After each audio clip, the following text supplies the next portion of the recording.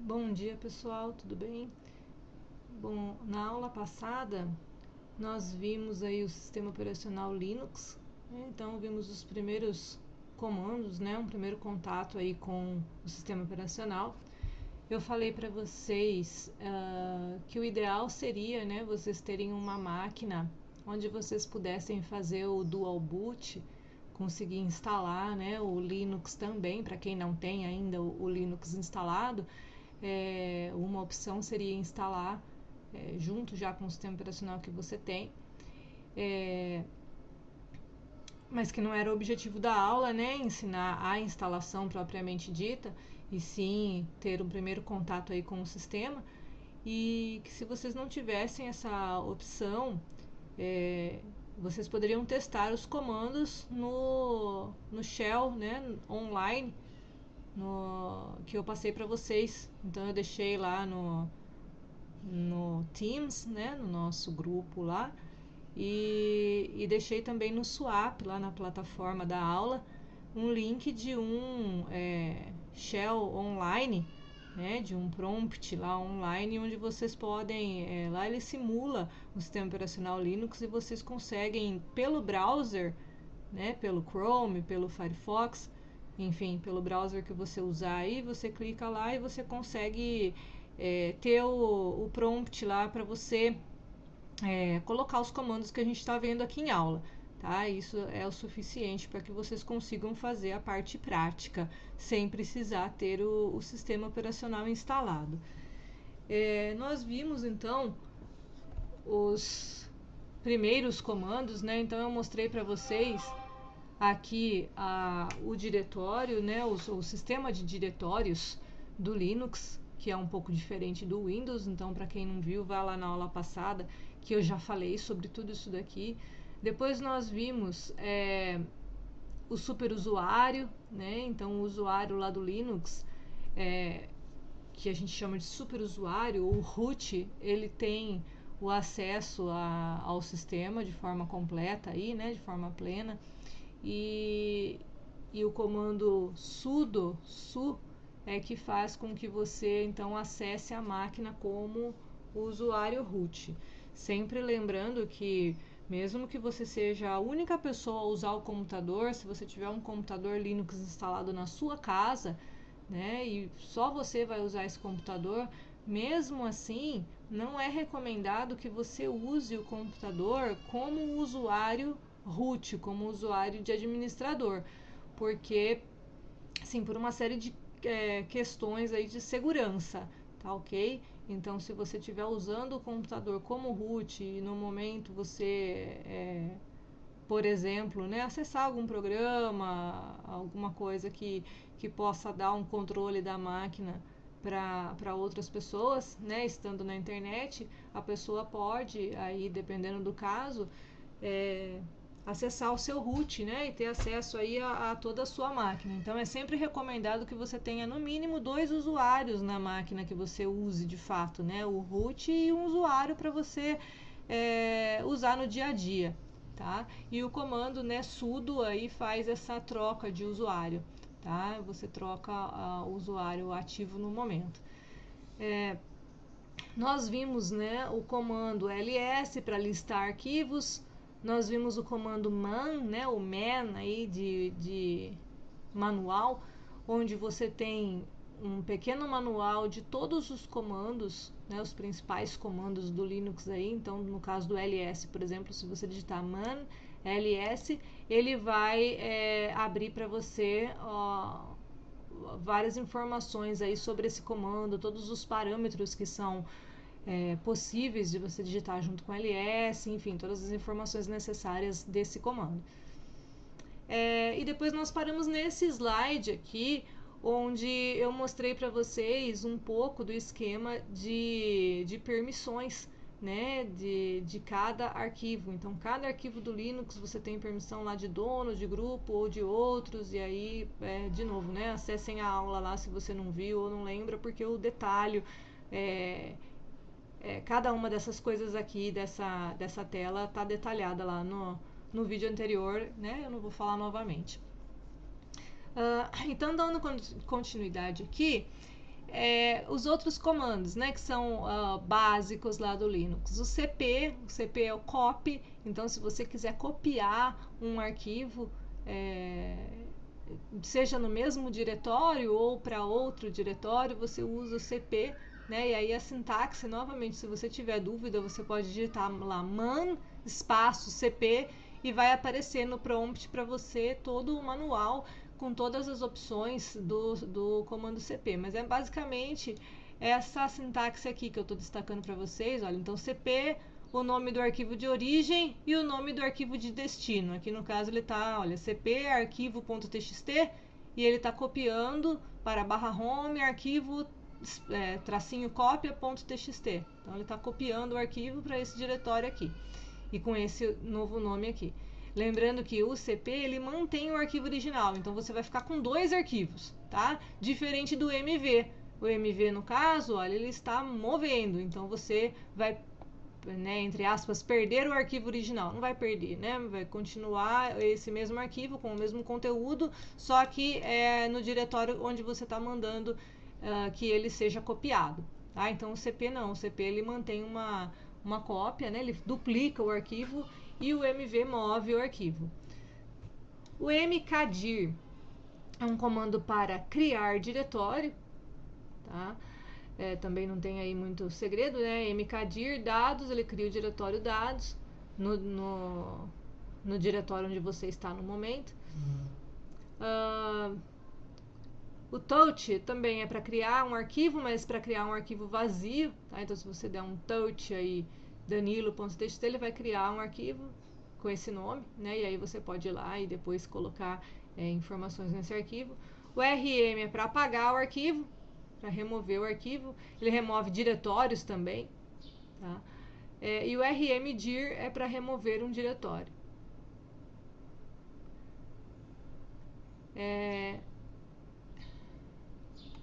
Essas informações aqui basicamente estão na aula anterior, onde eu falei para vocês sobre as permissões de usuário, de grupo ou de outros, então eu não vou rever de novo, tá?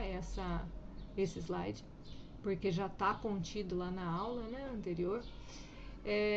E só eu não expliquei para vocês como é que a gente faz de fato para mudar a permissão de um arquivo. Então aqui, deixa eu só voltar um pouquinho no slide anterior, quando eu falei para vocês, né, que eu tenho aqui, se eu tiver R, o usuário pode read, pode ler, aqui W ele pode escrever e X executar, né, e esse daqui são as permissões do dono, do grupo ou dos outros usuários do sistema em relação ao arquivo, né? Então são 3 grupos de permissões aqui, para cada grupo de permissão tem 3 permissões diferentes, então eu tenho 9 carinhas aqui que fazem a permissão do arquivo, que a pessoa, né, o usuário pode ou não fazer com aquele arquivo. Então, como é que eu mudo isso daqui? Aqui está RW e não tem nada aqui. Depois só R e não tem nada aqui, só R e não tem nada aqui, por exemplo. Como é que eu mudo isso daqui? Como é que eu ponho um W aqui? Como é que eu tiro um W daqui? Como é que eu ponho um X? Como é que eu tiro um X? Então, quais são os comandos para a gente manipular, para a gente permitir, né, ou não permitir que um arquivo seja acessado, executado, ou lido, né, ou escrito. Então, são esses 2 comandos aqui, olha. O chown, ele é um comando que altera o proprietário do arquivo, tá? Então, nem sempre o proprietário do arquivo é aquele usuário que estava logado no momento e que criou o arquivo ou que copiou o arquivo. Eu consigo mudar o proprietário do arquivo com esse comando chown. Então, a sintaxe chown, o nome do usuário e o nome do arquivo. Olha, então, eu tenho lá um arquivo teste.txt, né? Vamos supor que esse teste.txt pertença ao usuário X lá, um usuário qualquer do sistema, e eu quero mudar, quero que o Danilo agora seja o dono desse arquivo. Então, chown, CH-own, né? Own de posse, né? Em inglês, de owner, né? Então, CH-own, ele change, tá? Esse CH aqui é de change, então change own, né? Então, ele muda o dono do arquivo teste.txt, agora é o Danilo que é o dono. E o change group, ó, CHGRP, muda o grupo do dono do arquivo, tá? Com a sintaxe semelhante aqui ao chown. O cat é um comando que mostra um conteúdo de um arquivo, tá? No Linux a gente trabalha muito com arquivo texto puro, né? E existe muito essa manipulação de arquivos através do próprio prompt de comando, tá? Então, um administrador Linux, ele dificilmente vai saber mexer no sistema só visualmente ali, né? Clicando no arquivo e abrindo lá como a gente faz no Windows, né? No bloco de notas ou em algum editor de textos. Não. Quando você está falando de administração de sistema Unix, né? Sistema Linux, você provavelmente vai manipular arquivos textos, tudo através do prompt, tá? E o cat é um dos comandos aí que para você mostrar o conteúdo do arquivo texto só lá no prompt de comando. Não vou falar de todos aqui, mas dos principais, o VI.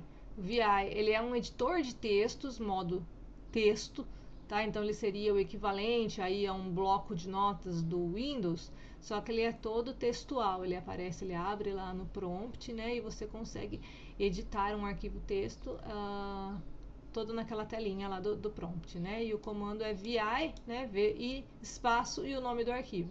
Se não tiver esse arquivo, se esse arquivo não existir, ele cria, tá? Então você coloca lá VI arquivo.txt e ele não existir arquivo.txt, ele vai criar esse arquivo e depois você consegue manipulá-lo, né? Através desse editorzinho aqui. O gedit, ele é um editor de textos também, só que um pouco mais elaborado, aí já visual, né, com algumas informações aí visuais, né, então você já vai ter a sensação de que você está mexendo no bloco de notas mesmo do Windows. Aqui eu tenho alguns comandos para gerenciar usuários, então o add group adiciona um grupo de usuários no Linux e o add user adiciona um usuário. Tá? A sintaxe também é bem simples, add group e professores, ele adiciona o grupo professores, ou add user, aqui, Danilo, então ele adiciona o usuário Danilo. Tá? E existe uma série de parâmetros que você pode usar, né, junto aí com o add user. Então, por exemplo, add user Danilo professores, ele cria o usuário Danilo e já coloca no grupo professores. Tá? E todas essas informações de quais são os usuários do seu sistema Linux, ele está lá no /etc, tá? Geralmente, né, o diretório padrão aí para você colocar, para você encontrar aonde estão os usuários do seu sistema, você vai lá no /etc e vai ter um arquivo lá para os grupos que estão cadastrados no seu sistema Linux, né, o Unix que seja, e o arquivo pswd, ele é um arquivo que está lá também dentro do /etc e que grava, né, que armazena os usuários do sistema. Então, o pswd ele é um comando, tá? Mas ele tem um arquivo com o mesmo nome, né? Geralmente isso é por padrão no Linux, onde no /etc/pswd você tem lá os seus usuários. Isso pode mudar ligeiramente dependendo da distribuição Linux que você está usando, tá? Mas em geral lá no /etc você vai encontrar essas informações. O pswd ele altera a senha do usuário. O who ele mostra os usuários que estão no momento acessando o sistema, quem está lá acessando. Então o Linux, né, lembrando, ele é um sistema totalmente multiusuário, então você consegue ter vários usuários logados ao mesmo tempo, tá? Isso mesmo na sua própria máquina, né? Mesmo que você não esteja em rede, você consegue se logar no sistema, abrir vários prompts ao mesmo tempo, cada um com um usuário diferente. Né? Então, se você quiser saber quais são os usuários, no momento você digita who. E é evidente, né, se a máquina está em rede, aí mais ainda, né, você consegue digitar lá o who e saber quem é que está acessando remotamente a máquina ao mesmo tempo.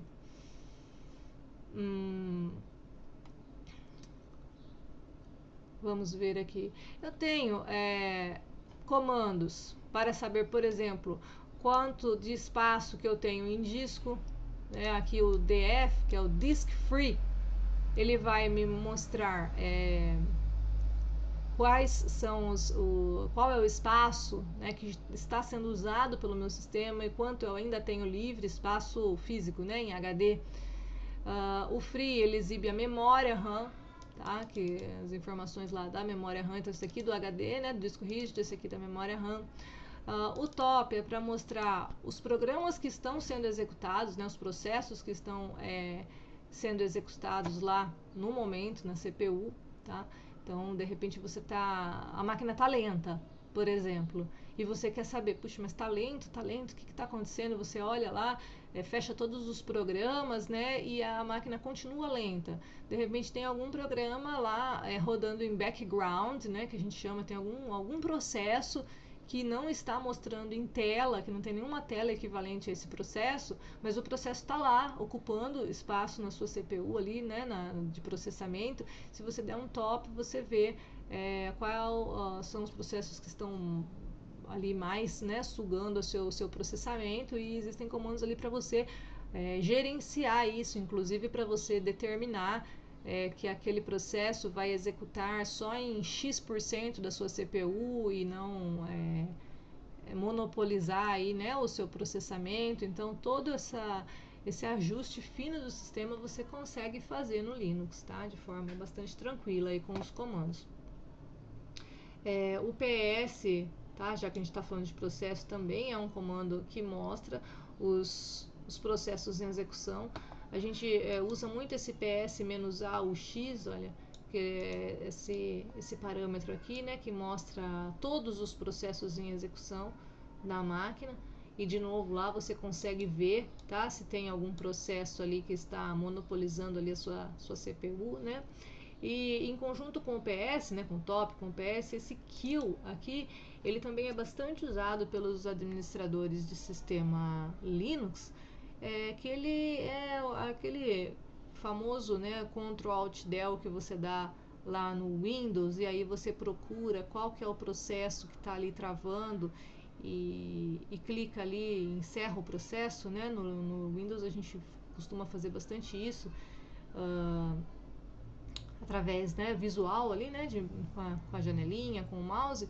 Aqui no Linux o kill ele faz justamente isso. Então você consegue, através do PS, você mostra quais são os processos que estão ativos no momento, pega lá o número do processo e com o kill você consegue encerrar aquele processo.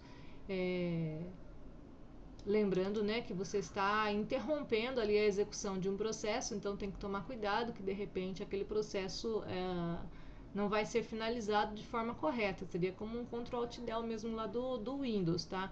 Então não é para sair fazendo, né, kill nos processos aí para testar sem saber o que está acontecendo, né? Porque ele vai realmente encerrar o processo na hora que ele está ali, no momento em que ele está sendo executado. Então pode ser que ele deixe lixo no sistema, deixe alguma inconsistência no seu sistema operacional, né? Então tem que saber um pouco o que está fazendo. Mas, né, de qualquer forma, se for alguma coisa mais tranquila, o browser que travou ali numa página, alguma coisa do tipo, você pode usar o kill e ele vai encerrar o browser, né, para você. Tem comandos, né, para calendário, então para exibir o calendário, para exibir data e hora, tá, para, né, mudar a data também. E finalmente os comandos aqui para você finalizar o sistema. Então o shutdown, ele desliga, né, o computador. Você pode falar para ele reiniciar ao invés de desligar, e você pode agendar também, se você quiser, para ele desligar, né, daqui a pouco. Enfim, esse comando aqui é bastante completo. Tá ok, pessoal? Nesta aula eu vou ficar por aqui, já tem bastante comando para vocês testarem aí. E aí eu sugiro, né, que vocês façam aquilo, então acessem, ou vocês instalam aí o Linux na casa de vocês, ou então vocês acessam, eu vou deixar o link novamente do prompt online, onde vocês vão conseguir testar a maior parte dos comandos que eu passei aqui para vocês.